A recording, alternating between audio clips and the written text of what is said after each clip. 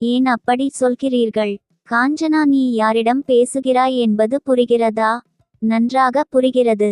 ஒரு ஆண்மகனிடம் இந்த பெண்மகள் பேசுகிறேன். ஏதோ கேட்க கூடாததை கேட்டு விட்டதாக ஏன் என்னை பார்க்கிறீர்கள்?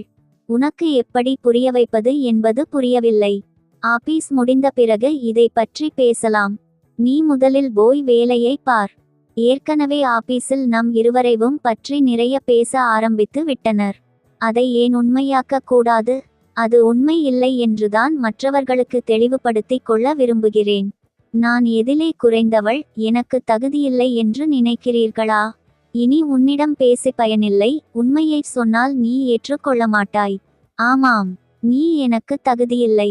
நீங்கள் மானேஜர், நான் ஸ்டெனோ. அதனால்தானே இப்படி பாராபட்சம் காட்டுகிறீர்கள். நம்முடைய மார்க்கெட்டிங் ஆபீசர் ஷீலாவிடம் மட்டும் உங்களால் சிரித்து பேச முடியும். நேரடியாக சொல்லுங்கள், நான் ஷீலாவை தான் கல்யாணம் பண்ணி கொள்ளப் போகிறேன் என்று. லூசு மாதிரி அழுது கொண்டு முதலில் கண்ணீரை துடை. காஞ்சனா, உனக்கு ஒரு நல்ல வாழ்க்கை கிடைக்கும் பெண்ணே. நான் ஏற்கனவே காதலித்து அவளை விட்டேன். இனி என் வாழ்வில் காதலோ கல்யாணமோ கத்தரிக்காயோ எதுவுமே கிடையாது என்று இருப்பவன் என்பதையாவது புரிந்துகொள். என்னது? திகைப்படையாதே. ஒருவர் வாழ்வின் முழு பக்கங்களும் மற்றவர்களுக்கும் தெரிவதில்லை. ஒருமுறை காதல் தோல்வியடைந்ததால் திரும்ப காதலிக்கவோ திருமணம் செய்து கொள்ளவோ கூடாது என்று சட்டம் இருக்கிறதா என்ன? உனக்கு என் நிலைமை தெரியாது காஞ்சனா. நீ இங்கே இவ்வளவு நேரமிருப்பதே சரியில்லை. என் கேபினுக்குள் அதிக நேரம் செலவழிக்காதே என்று பல முறை சொல்லிவிட்டேன். நீ கிளம்பு. நான் யாருக்கும் பயப்படவில்லை சார். ஒரு பெண், நான் எல்லாத்தையும் சொன்ன பிறகும் எனக்கு ஒழுங்காக பதில் கிடைக்காமல் இந்த இடத்தை விட்டு நகரப் போவதில்லை.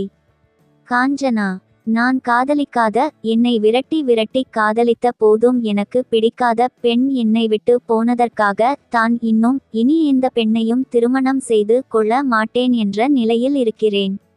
எனக்கு புரியும்படியாக சொல்லுங்கள். நான் புரிந்து கொண்டால் கிளம்புகிறேன். அப்படி உட்கார். பரமேஸ்வரன் காரில் வந்து இறங்கியபோது, ஹலோ பரமு, ஹாப்பி பர்த்டே என்றவாறு கையில் ஒரு சிவப்பு ரோஜாவை கொடுத்தாள் இனியா. உன்னிடம் எத்தனை முறை சொல்லியாகிவிட்டது. இனியா, எனக்கு உன்னை குகையில் சுண்ணாம்பு அடிக்க முடியாது.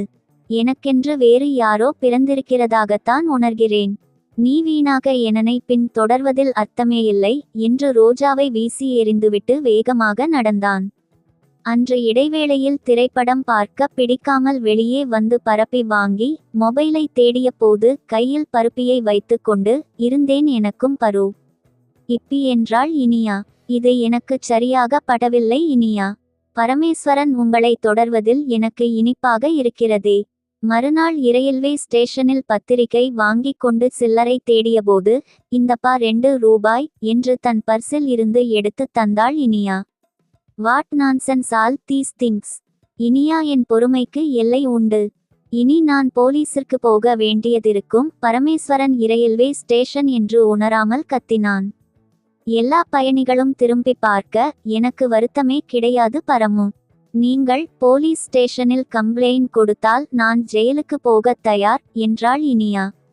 என் பொறுமையை ஏன் சோதிக்கிறாய்? பாடிகார்டு மாதிரி பின்னாலே சுற்றி சுற்றி வருகிறாய். என்ன வேண்டும் உனக்கு? நீங்கள் என்னோட குகையில் சுண்ணாம்பு அடிக்க வேண்டும். நீங்கள் தோட்ட வேலை செய்ய வேண்டும். என்னை நீங்கள் சம்பவம் வேண்டும். இந்த ஜென்மத்தில் நடக்க முடியாத காரியம். நான் நடக்க வைக்க முயற்சிக்கிறேன். எனக்கு குகையில் சுண்ணாம்பு அடிக்க முடியாது. அழுகை வருகிறது. அழுவாதுங்க, குகையை சுண்ணாம்பு அடிக்க மாற்றிக் கொள்ளுங்கள். இவ்வளவு சொல்கிறீர்களே, அந்த இனியா என்ன ஆனாள் என்றாள் காஞ்சனா. அவள் எப்படியானால் உனக்கென்ன? என்னை இப்படி காதலித்த இனியாவையே என்னால் காதலிக்க முடியவில்லை. நீ வேறு வந்து தொந்தரவு செய்து கொண்டு போய் வேலையை பார். சார், இனியா எங்கே இருக்காங்க சொல்லுங்க. வேண்டாம் காஞ்சனா, நீ ரொம்ப வருத்தப்படுவாய். பரவாயில்லை, சொல்லுங்கள். அந்த 6 மாடி கட்டிடத்திற்கு மேல் நின்று கொண்டு, மிஸ்டர் பரமேஸ்வரன், என்னை காதலிக்கப் போகிறீர்களா? இல்லை, கீழே குதித்து தற்கொலை செய்து கொள்ளட்டுமா என்றாள் இனியா. கீழே இருந்து பார்த்த பரமேஸ்வரன், இனியா, நீ கீழே விழு. எனக்கு பார்க்க வேண்டும் போலிருக்கிறது என்று சப்தமாக சிரித்தான். நான் உண்மையாக குதித்து விடுவேன். இன்றோடு என் பிரச்சனை தீர்ந்தது என்று தலை முழுகிவிடுவேன். அப்படியானால் என்னை காப்பாற்ற முயற்சி செய்ய மாட்டீர்களா? கண்டிப்பாக மாட்டேன். பரமேஸ்வரன் எதிர்பார்க்காதவாறு தொப்புக்கடீர் என்று மேலேயிருந்து கீழே இனியா குதித்து விட தரையில் எங்கும் சிதறியது. காஞ்சனா நான் கொஞ்சம் கூட எதிர்பார்க்கவில்லை. அந்த அசட்டு பெண் கீழே குதித்துவிட்டாள். அப்படியே ஆஸ்பத்திரிக்கு ஓட்டினேன். டாக்டர்கள் கையை விரித்து விட்டார்கள். போலீஸ் கேஸ், எத்தனை பிரச்சனைகள். நான் வெறுமனே சொல்றேன் என்று நினைத்தேன். உணமை அறியாது கீழே விழுந்து தன்னை மாய்த்து கொள்வாள் என்று கொஞ்சம் கூட எதிர்பார்க்கவில்லை. அந்த இனியா இறந்த பிறகு என் மனதில் இடம் பிடித்து கொண்டாள். அவள் நினைவோடு இந்த வாழ்க்கையை நான் கடத்தி கொண்டு போய் விடுவேன். தன் காதல் நிறைவேறவில்லை என்பதற்காக அவள் உயிரை தியாகம் செய்தாள். அவள் காதலை நான் ஏற்றுக்கொண்டு என் வாழ்க்கையை தியாகம் செய்து கொண்டிருக்கிறேன். கண்ணாடியை கழற்றி கண்ணீரை துடைத்து கொண்டு சொன்னார் பரமேஸ்வரன். நான் ரொம்ப வருத்தப்படுறேன் சார். ஆனால் இறந்து போனவர்களுக்காக எத்தனை காலம் வாழ்ந்து கொண்டிருப்பீர்கள்? உங்களுக்கென்று ஒரு வாழ்க்கை, மனைவி எல்லாம் தேவையில்லையா? இல்லை காஞ்சனா, என் காதலி, மனைவி, வாழ்க்கை எல்லாமே இனியாதான். நான் இப்போது தனிமரம், முற்றுப்புள்ளி. கல்யாணம் பண்ணாமல் இருந்தாலும் இனியாதான் எல்லாமாகி விட்டவள் எனக்கு. சார், நான் என்ன சொல்ல வர்றேன்னா என்று இழுத்தாள் Kanchana. You may get out. இனியாவது புரிந்து கொள். வேறு வாழ்க்கைக்கு தயாராகு. போய் வா என்றார் பரமேஸ்வரன். இல்ல சார், நீங்கள் தான் என்னுடைய குகையில் சுண்ணாம்பு அடிக்க வேண்டும். என்னால இனி ஏதும் குகையில் தோட்ட வேலை செய்ய முடியாது. நான் உங்களை என்னுடைய தோட்டத்தில் வேலை செய்யாமல் விட மாட்டேன் என்றாள்.